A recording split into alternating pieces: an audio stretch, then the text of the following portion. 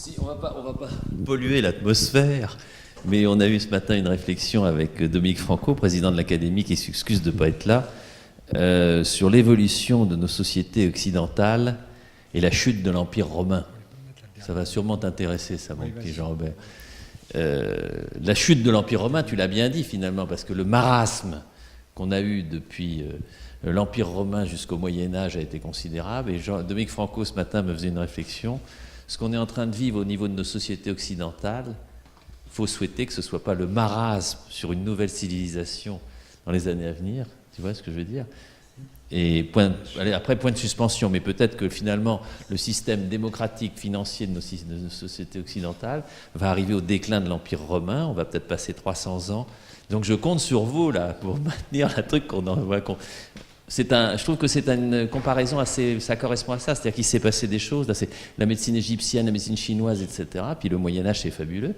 Et peut-être que l'Inquisition... Alors, ça va devenir politiquement plus correct. C'est éteint, là, hein, parce que c'est quand même l'Inquisition actuelle de la montée daéchienne et autres. Peut-être qu'on va aller dans une civilisation... On va aller dans un déclin, peut-être, pendant 300 ou 400 ans, puis on va repartir. Je m'excuse, je dis juste un mot.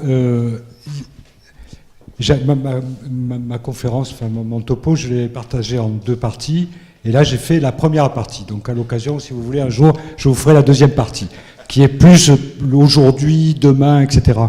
Mais cette photo, qui était la dernière photo de la conférence globale, si vous voulez, ça, c'est une diapositive, un cliché noir et blanc qui m'a été envoyé, c'est pas très vieux, hein, c'était il y a quelques mois, qui m'a été envoyé par un de mes amis chirurgiens maintenant à la retraite, qui a été un élève de Jean Loig, qui était Michel Clarac, que certains ont peut-être connu.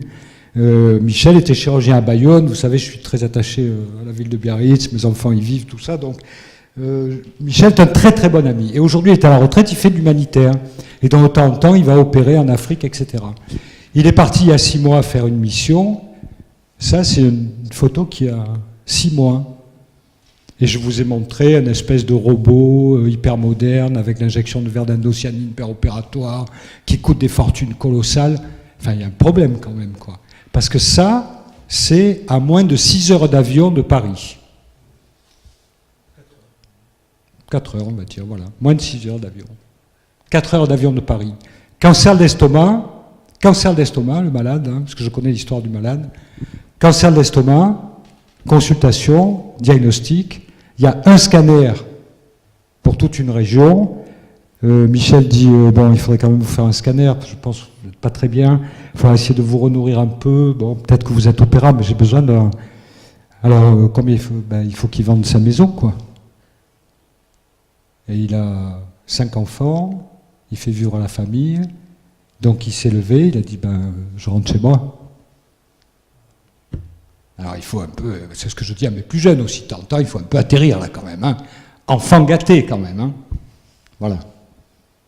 Et c'est ça un peu le problème aussi, hein.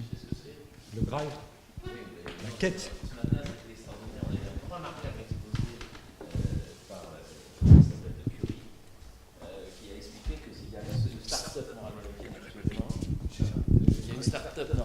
Actuellement qui est en train de faire le séquençage sanguin de l'ensemble des, si tu veux, des modifications, des mutations en faveur du cancer, P53, enfin toutes les caras, etc. Et donc il va proposer vraisemblablement le diagnostic de cancer, entre guillemets, mais ça risque de coûter 1 000 ou 2 000 euros ou 3 000 euros, et après tu payes. Et donc la société qui fabrique ça, si tu veux, s'en fiche complètement de savoir, puisqu'elle aura de toute façon la clientèle au niveau mondial, tu vois. Donc j'ai trouvé ça extrêmement intéressant, et la société va commercialiser ce produit vraisemblablement bientôt, donc c'est intéressant. Mais ce contraste, le séquençage du génome complet dans le sang.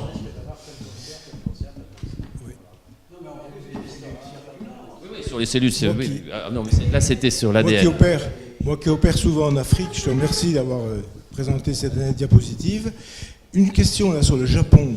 Entre le XVIIe siècle, où apparemment ils étaient en avance par rapport à l'Europe, et le fait que sans doute au début du XXe siècle, ils ont récupéré la médecine, la chirurgie européenne, qu'est-ce qui s'est passé? Ils ont eu une inquisition aussi, certainement, quelque chose? Parce que manifestement, ils étaient en avance. Je pense qu'il y a eu une régression sociale aussi à ce moment-là. La guerre, oui. La guerre et surtout... C'est se fermer. C'est le moment où ils ont viré les jésuites. Ça correspond certainement à ça. Mais le problème, c'est qu'il y a eu une période de l'histoire du Japon où les relations avec la Chine, ça a été absolument épouvantable. Épouvantable, oui. Épouvantable. Tout le fric est parti là, durant cette campagne militaire.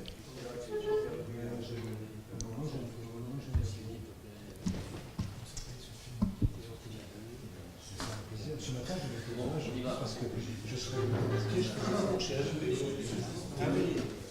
J'excuse mon absence pour ce matin, mais je faisais cours à Créteil.